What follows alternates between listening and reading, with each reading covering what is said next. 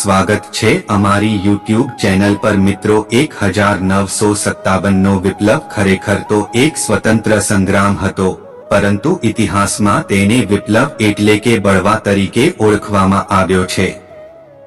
ઈડર તાલુકાના ચાંડપ વિસ્તારના ચૌહાણો મૂળે રજપૂત હતા, પરંતુ 1857 ના બળવામાં અંગ્રેજ ગાયકવાડ સરકાર તેમજ ઈડરના રાજા સામે મંડેઠીના ઠાકોર સુરજમલ અને તેના સાથીઓએ બંડ પોકાર્યું હતું, જેથી ચાંડપના ક્ષત્રિય ચૌહાણોનો ઇતિહાસમાં ઉલ્લેખ કરવામાં આવ્યા છે।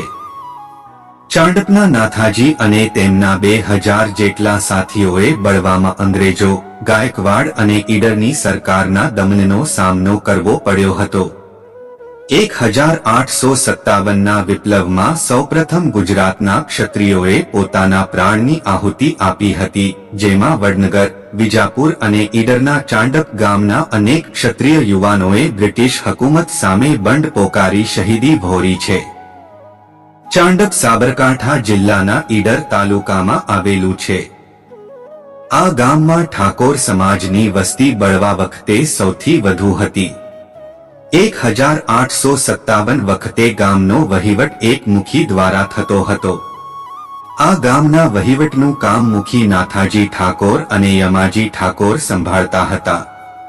બળવા દરમિયાન વડોદરાના ગાયકવાડે શાંતિ રાખવા 10 ઘોડેસવાર ધરાવતું એક થાણું ચાંડપમાં નાખ્યું હતું, જેથી ઠાકોરોએ ઉશ્કેરાયા હતા।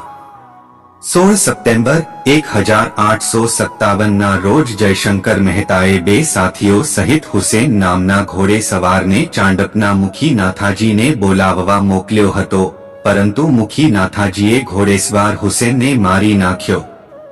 આમ ચાંડપ ગામ પણ 57 ના બળવામાં જોડાયું હતું।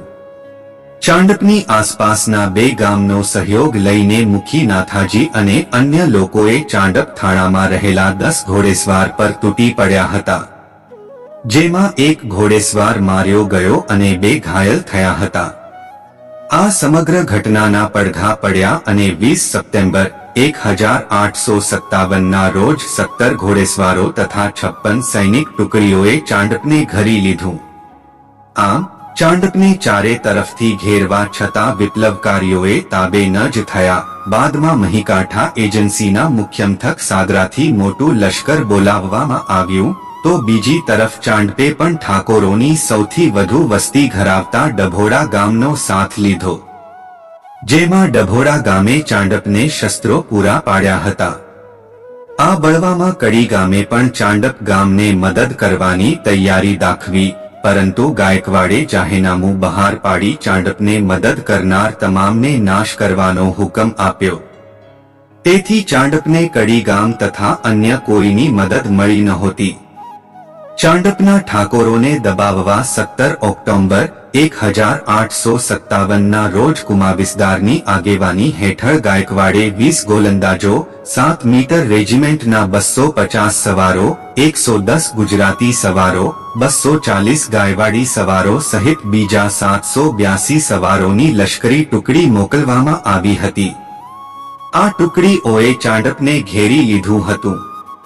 ચાંડપના મોટા ભાગના મકાનોને સળગાવી વેર લેવામાં આવ્યું હતું। આથી ચાંડપના લોકોમાં ભયનો માહોલ છવાયો હતો।